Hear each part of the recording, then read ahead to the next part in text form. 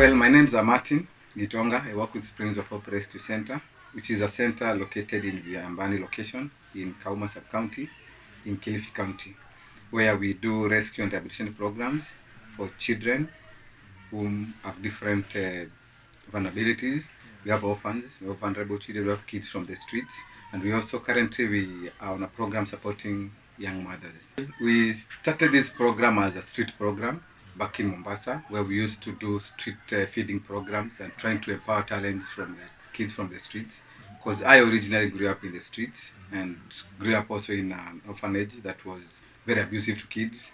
So I had that passion of giving back to the community and trying to see how I can create change despite the fact that I was vulnerable.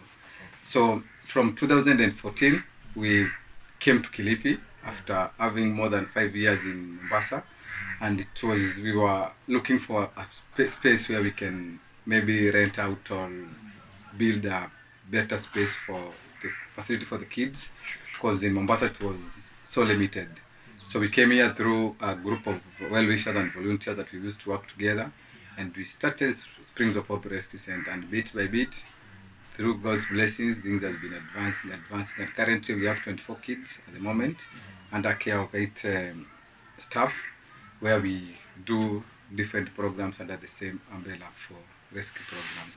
Most of the kids here have been rescued, and they come through the community, through the children officers. We also do identify kids from different households who are going through hardships. So we report the same thing to the children's officer, because we are registered as a children's charitable institution. There is a modality that we're supposed to follow. So we have to report first to the children officer, then we bring the kid in. And then from the community we are in, it's what I can say, it's illiteracy, poverty, and also lack of information is what brings us down. And as you have asked me about the vulnerability of kids, these kids, each kid has his own, as his or our own case story. We have files here, we have their literature, so no literature is similar to the other. We find there are kids who have been abandoned, there are kids who have their parents, their parents died and they are left to under care of aging parents. You find their kids from the streets. There are these girls who have been defiled. The case goes through the police, goes to the children's officer, then comes to us for the case studies, and for the cases in court, counseling, medication, so many things that happens in between rescue and rehabilitation. The youngest is 10 years. She's here with us. She's expecting anytime, and it was from the father. Funny enough, it was just from the father, and the case is still in court, though the family is still defending this part of the abuse, and the girl is so passionate about school, but things happened through the father, and now we have the girl around here. We have girls who have been rescued and also been exited. We have 2 of them who have young babies. We have others who are in hospital. We have a number of 7 girls who have young kids around, and the oldest is 14. We have Mama Brown is there, so we find it's the early teenage pregnancies in Kilifi County. They are very rampant, and there are things that are family based, and controlling them has been it's something that keeps on multiplying every day. We at the center we have a counselor who does counseling guidance and counseling and mentorship, and also people from outside who have experience in the same field. They do counsel them, mentor them, and try to bring that sisterhood and the brotherhood thing in them. And especially for the girls, we do a lot of counseling, deep counseling, and trying to absorb them as a family. Because for this kid, there's no way you can be professional. You don't have to be professional. You just have to be human. I know this has happened. It has to be taken care of. She has a future. Just take her as your sister, and then say it happened, and you have to find the solution to it. The first challenge is management of these issues. We are passionate about it. It's not our career. We don't have so much you can say knowledge on this, and getting professionals who can manage this is expensive. The first thing. Secondly is consistency on support. Since last year, but 2019, we've faced a lot of challenges because we used to work with a group of volunteers, both local and international. Now, after this issue of COVID and ABCD broke, so many things just cut off. We used to receive and place volunteers from outside, from out of overseas. But now after this issue, these people don't come anymore. We used to have an apartment that used to also to generate like kind of income to support our programs. And these volunteers who used to come, they always come and be part of our team to help us in fundraising. We've tried to do local businesses like agribusiness, like you've seen, we do a lot of farming. We're also trying to keep animals, goats and chicken and ABCD for sustainability. But now you find it's not enough to cater for this. Secondly, we've been trying to approach different government ministries, and they just give us promises, promises. And we are in the process of now looking onto serious local sustainability and networking. And because we're like, these are our kids, these are African kids. Why should we as Africans not help our own? You know? And we're trying to do a lot of advocacy, trying to create more partnerships with different institutions. Because we work with different organizations around, like we work with Plan International, but they have a program in the school where the kids go to school, which is a government school. So they are not part of us directly. We also work with the international organizations also.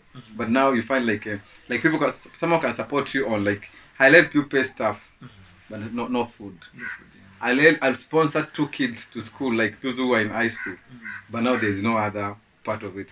Our future plans to replicate the same, and also we have an umbrella organization that we're working on called Hope Ganze. Hope Ganze, we are looking at is like each of these programs will be under Hope Ganze. So like Springs of Hope will be a program, agribusiness will be a program, scholarship will be a program, because there are so many kids out here who need education, and the county bursaries are not enough for the same.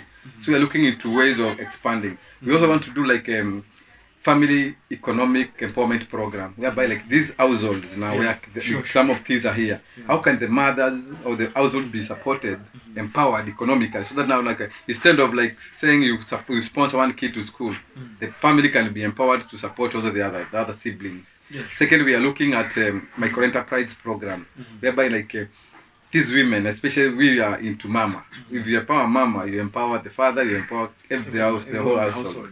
Most of the women around, they're into small business, samaki, vibanda, tomato, vending mchicha around and ABCD. If these women are empowered, and you find like such a woman has like 9 kids or 7 kids, if you empower this woman in a way that you know the basics on how to do e-business, you'll have empowered the entire household.